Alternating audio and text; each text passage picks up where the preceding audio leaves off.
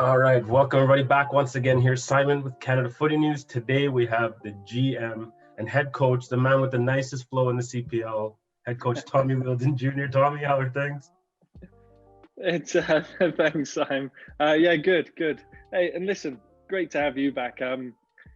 Personally, I've seen your journey grow on the media side, and you speak for the people. You speak as a fan. You speak as somebody that's passionate, and we've all gone through our COVID restrictions and drawbacks, and I'm just happy you guys are back out there. I think it means a lot to the soccer community. So, well done. Appreciate it. You guys really appreciate it from you too, because you guys have always been a big backing for us. Without Tommy Wheeldon Jr., Tommy Wheeldon Sr., CFN wouldn't have been what it was today. You guys gave us the push and helped us get to where we go, and really appreciate you guys on that side too. So thank you as well. You're welcome.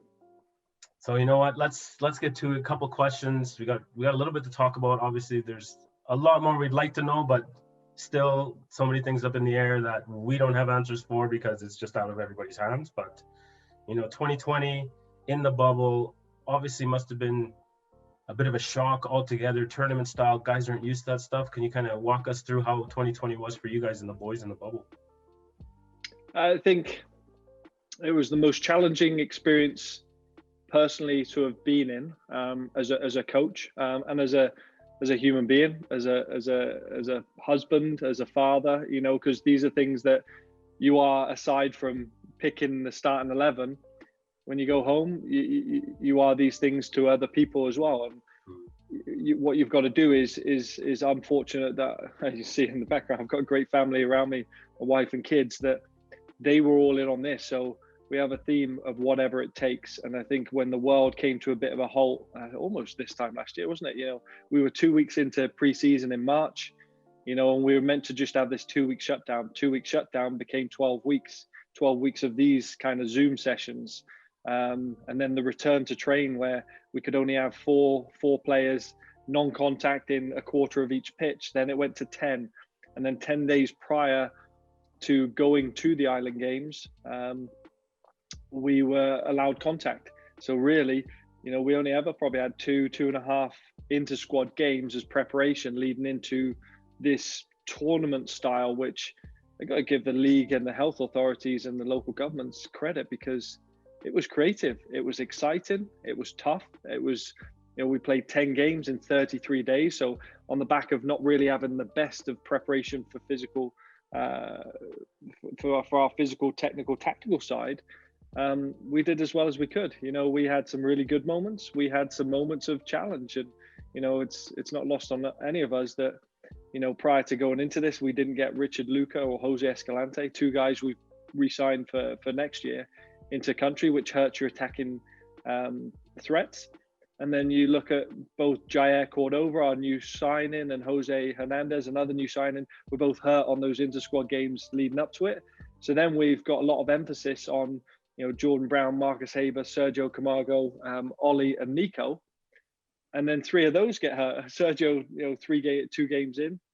Ollie, we know, had a serious leg break against York. And obviously Nico Pasquotti, another serious injury. But aside from that, it was just one of those that, I come back and we reflect a lot as a staff and say, we competed so well. Given that we weren't at our strongest, we were always one goal and one game in from getting back to back finals. Yeah, as a fan of Cavalry, and as obviously working close with the team last year in the first year, it wasn't that the year was a disappointment, but it was a disappointment, but it wasn't through the fault of the players or you guys or the things on the field. It was just the situation. The injuries just kept coming, and there's only so much you can fill gaps up until the point where we got to put our best out, and it's that's why we changed formation. I mean, we like using a back three, as you know. It's one of our tactical ploys, but it's our secondary, not our primary. You just have to come to it. And myself and Martin and Jordan, we spoke about what's our best opportunity, or what's the best lineup we can have, and it ended up being a 3-4-3, and then it had to convert again into more of a 3-4-1-2 for the last couple of games. So it was it was important for us. It was important for us that we were tactically flexible. It was important for us that we showed the character that's part of our DNA, because you can't lift trophies without having the disappointments. And we've had our fair share of disappointments, but we're ready to go again. Yeah, no, definitely. And this year, obviously, there's been a bit of turnover coming into the off season where expected things are going to be a little bit different, players from out of town and stuff. But, there's a couple big names you signed. Matthias Roskopf, every time I see a picture of him, he's got the Boca jersey on, and it's prestigious. It's got this level of, he's going to be one that I'm excited to see what kind of a finisher he's going to be, what kind of a player. And then you got Salamani. You guys just announced Tyson Farrago as a backup or as another keeper for Cavalry, and then Tom Field was another one. So look like, again, regardless, you still managed to pull these players that are exciting. You may not be known to us, but you know what? They give us quite a bit of hope. The draw of Spruce Meadows. It's it's like Central Park, but here in Calgary, isn't it? And I think that's what we miss more than anything, is playing in front of our fans. We win a lot of games at home. We don't lose many at home. And I think the draw, and when you can show new players what Calgary means as a city, what Spruce Meadows is, and what Atco Field looks like, and then players do their own research. They look at our performances over the past couple of years. They Google the standings. They know that we're a side that wants to compete for trophies. So I think what this year's brought is, it was, we always go through a process at the end of the year, is, retain, release, recruit. And we look at those that we want to retain. And that's why we secured the core very early. Those that we had to release, and it was based on a few factors. You look at Nathan Mavilla and Jordan Brown. They had some extenuating circumstances, being with us for 2 years from Europe. The seasons are still going there. Jordan's got a young kid that, we want to carry on playing and be close to home in Germany with his wife to be. And Nate, Nate was a great lad, and Nate was going back, and he had some family, unfortunately, lost somebody through COVID back home, and wanted to be back with his girlfriend, and went back. And then you look at your Marcus Haber, who's a cult figure for us, but he had an opportunity to play in a part of the world he never has. And as somebody that's maybe entering the last chapter of his career, we had to honour things like that. And then you just start looking at, right, which players on this side of the fence, they want another chapter. They want something different. And we secured a great core. We're comfortable with how things went in terms of our releases. And then we go down to recruitment. What don't we have, and what do we need to have? I think we're more dynamic this year. I really do. I think we've probably brought the age and stage down.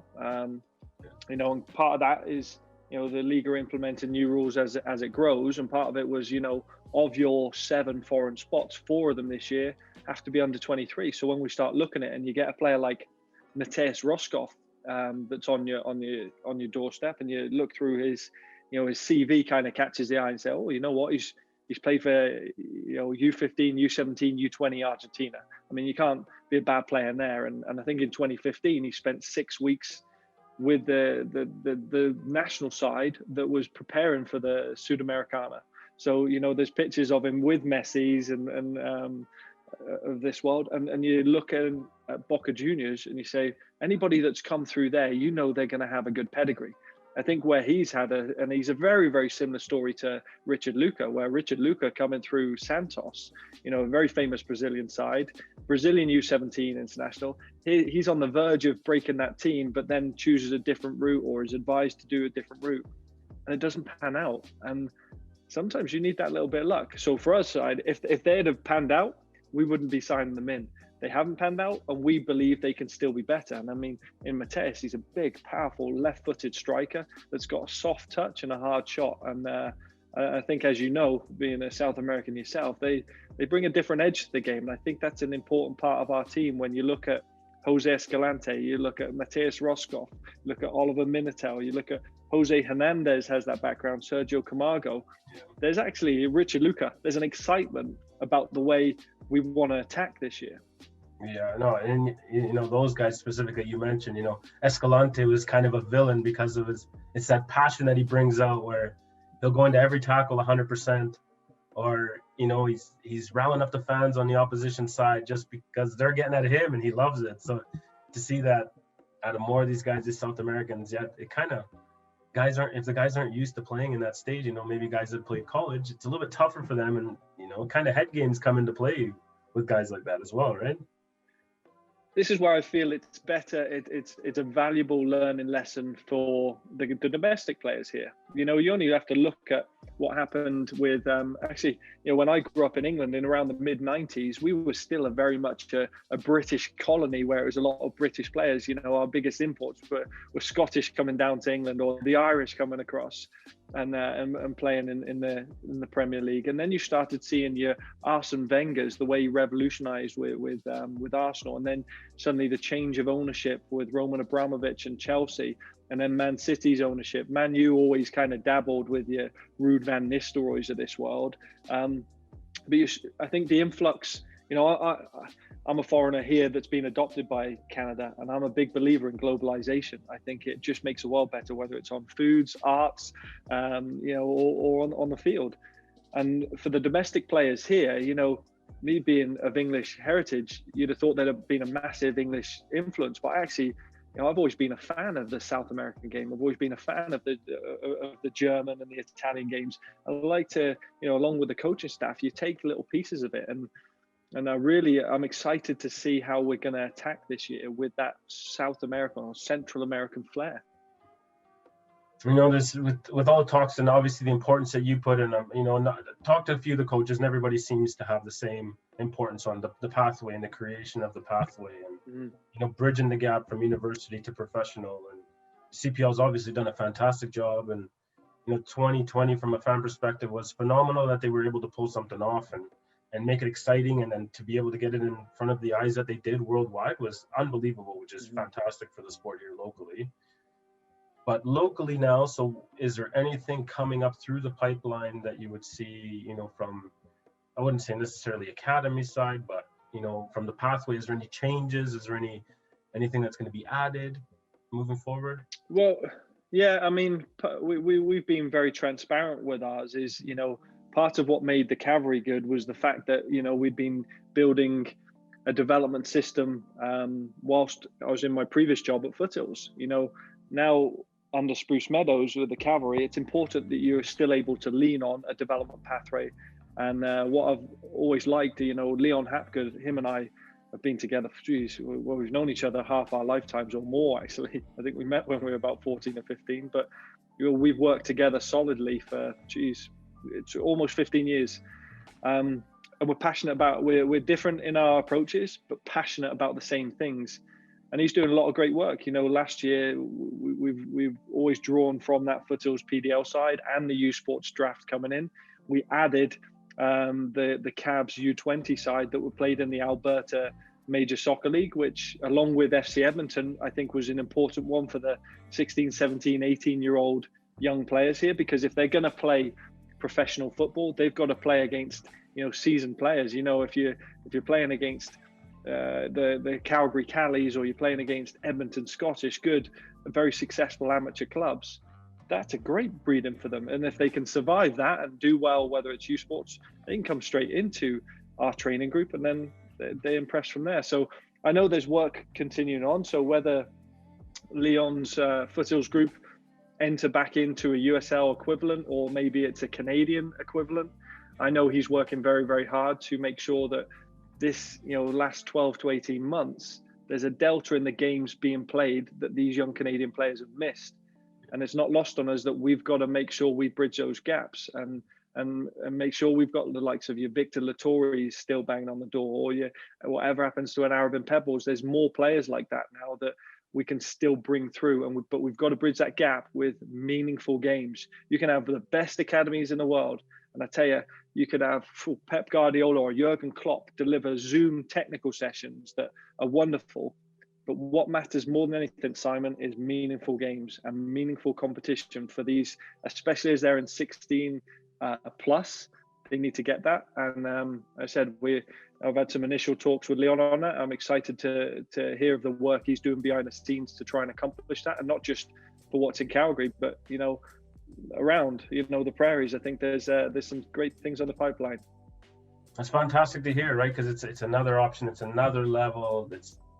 Things keep getting added in, and you know, for years, I think maybe that's the reason why football has never been a success, is the foundation wasn't strong enough. I feel in some, maybe the organizations were good within themselves, but I mean, if you get the players to buy in at a youth level, now everyone's chasing the dream, and it's, you know, it becomes a little easier to sustain, you know, soccer franchises, and there's a lot coming up through the pipeline, I feel. Massive. The bigger the base, the higher the pyramid. In Canada, in Calgary alone, you know, there's 30,000+ kids playing soccer. We do grassroots great. You know, there's technical directors, there's grassroots directors, there's volunteer coaches, and I think we're great.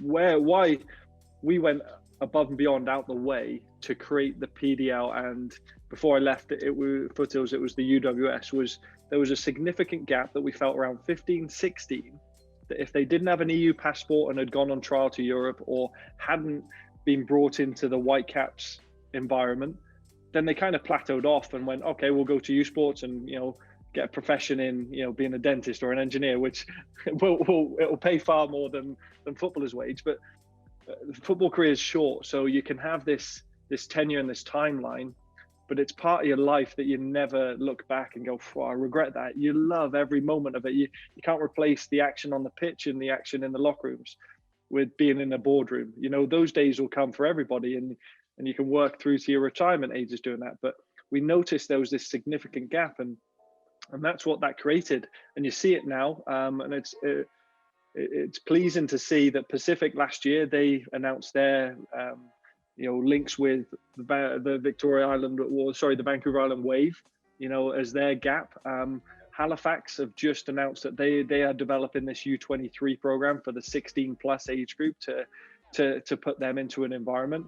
You see it with Forge. They have Sigma in, you know, League One Ontario, and York United now, as they're called. You know, they have the access to League One Ontario. So hockey has the farm system, the WHL. You know, football in this country needs to make sure we have that base level, because I said, you look around the city, and most cities, everyone does very good jobs at local soccer, local youth soccer. It's that bridge between. Yeah, definitely. You know, it's so kind of staying on that topic a little bit, wrapping up 2020 and all the stuff you did with the academy, with Foothills to start, bringing over the guys and building Foothills with you know, the likes of Leon Hapgood and those guys to the level where it's at. You were nominated as an icon for Post Media 20 and 20s. They were called in the year 2000s. You were recognized as an icon in Calgary sports. So you kind of talk a little bit about that. Yeah. Well, humbling to be honest, because but I tell you what I took from it was the fact that I might have been the face of that movement, but there was many people behind the scenes, from, you know, Danny Hay to Mike McCusker to our ownership group, you know, Linda Heathcott Southern to you know, Ian Allison, lots of people, Lorenzo DiCicco, he helped facilitate the link between Foothills to Spruce Meadows, and I think for me is I put the vision out there that this is what we wanted to help change the landscape of football in this country. And we had to make sure that we were willing to pick up an oar and row in the same direction, or in the right direction, that would make change. What's great now is when you see the other names that are on there, that whether it's in CFL or NHL, people that have really made big impacts in their sporting scenes, we're now being spoken as part of that, which shows that, you know, football is gaining the respect it deserves. That, you know, it's not only is it the world's #1 played sport, but now in Calgary, now in Canada, it's being recognized as, actually, you know what, it's not a fledgling league, it's actually a part of a bigger master plan, the road to the World Cup in 2026. So, you know, humble to be a part of it. I mean, it's been a lot of people doing the same things. Like, as you know, with my old man, he was part of the journey of bringing me over here, and Mike Bandale, the previous owner before that. So there's a lot of people that were part of this journey, and it wasn't just me. I just happened to get named as one of the influencers in it. So yeah, it's a nice accolade to have, but one that I'll share. Yeah, no, I mean, definitely well deserved to you and to the guys. Just, you know, it speaks leaps and bounds about you and the guys that you've kind of, you know, when the British invasion that you guys made when you initially started coming over for Foothills, right? You know, it's true. Yeah. Actually, before that, it was past. It was the Premier Academy of Soccer Skills right up in your neck of the woods in the Hamptons. That's how we got started, was with Tyrone Irons and Mario Moretti. Yeah, that's going back a few years now, for sure. Yeah. No, it's great. I mean, obviously 2020 was different, but now it's nice that 2020 we were able to, at least the years passed, we're in 2021. There's a little bit more kind of sense of hopefulness that comes just naturally from moving on. And now we're hoping that this is going to come, Commissioner Clanagan announcing May 22nd, Victoria Day for a preemptive start. So that's fantastic. But we got to talk about something. You, from a tactical side, you've always been a rule of three guy. When you were with Foothills, first year finals, second year, a little bit of a disappointment, not the way you wanted to end. Year 3, championship. CPL, year 1, similar. Year 2, a little bit of a disappointment. Now we're going into year 3 again. So it's just really stick by this patterns of behavior. Yeah. Good job I don't have those rule of three in my own marriage, because she'd have divorced me a long time ago. But there is a pattern emerging. Funnily enough, Topher Fakunlu, who's been part of it with me, was the one that had pointed out to me, and then I started speaking with Leon about it as well, who shared a lot of those journeys. Yeah, it's patterns are nice. I do, I've been fortunate through my coaching pathway. I've been able to, I won the national title with the U18s, and prior to that, you always have to qualify for provincials. The year before, we'd lost out in the finals and didn't qualify for the nationals. Then the following year we did, and it's the same in the PDL. You got to get there. You got to get there because you're hardened. You know what it takes to get there. You got to have your disappointments. They do give you that bit of resilience, but it also, was it Vince Lombardi said, you never lose if you learn. We're willing to learn. We'd love to put our hands on the trophy every single year. Fair play to Forge. They found 2 different ways to do it. Respect to Bobby for and that club for doing it.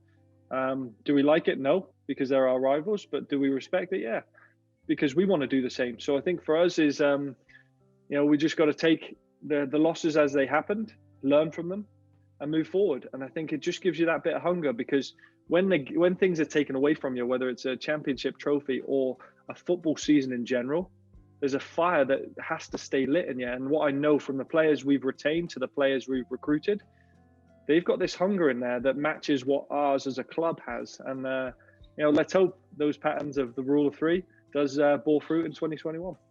Yeah, hopefully they do. I mean, it'd be pretty funny if it does happen once again to you. But with that said, what does 2021 look like for you and the squad? And, hopefully Spruce Meadows again, and maybe some fans back in the stand. Obviously, there's a lot of unanswered questions still, but how do things shape up and look for you? Well, I think the commissioner did a great thing in providing a date, providing hope, and providing a direction that, what the league wants. And I know if you ask every single player and every single coach and every single fan, what's the preference? To get back to where we were in 2019 with each other. That'll take some time, because we're at the beck and call of the vaccine rollout. What's safe to do so. It's a new environment for everybody. But now we have a date. We're T-minus 16 weeks away from doing it. So it gives us a chance to say, right, can we now, subject to approvals from the process of what the league did, a bit like we did prep before the Ireland Games, to, what the local health authorities allow. What helps now is the NHL are playing, both. If you look at in Alberta, you've got the Flames and you've got the Oilers.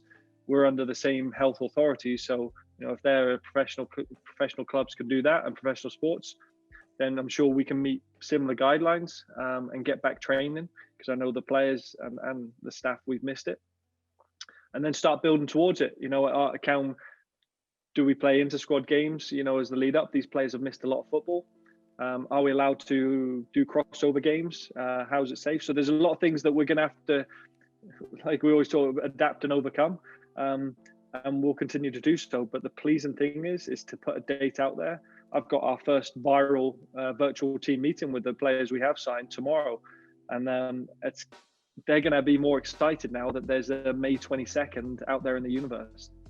Yeah, no, it's nice just to have that date, so we have at least something to look forward to. And, and that's where all the soccer nerds will okay, so preseason, when's that going to start? And everyone's kind of itching that. We got a May start, March, April, are we going to start hearing things if restrictions start to lift and stuff? So a lot of excitement for this year, and fantastic things. But I want to say thank you for the time today, and for taking time in your busy day, because I know obviously things must be pretty starting to roll now, starting to move again for you, and bringing in players and making sure everybody's healthy, and because that's kind of what you do, always checking in on guys and making sure everyone's good. So yeah, well, that's what you do, right? No, and listen, we haven't had this chat for a while, so it's like catching up with an old friend as well. So hopefully you click the record button. I think so. Yeah, let's hope so. Yeah, no, we're good.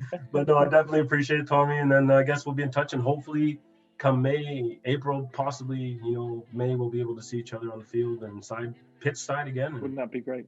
Fantastic. So thanks again. Wouldn't that be great? Take care.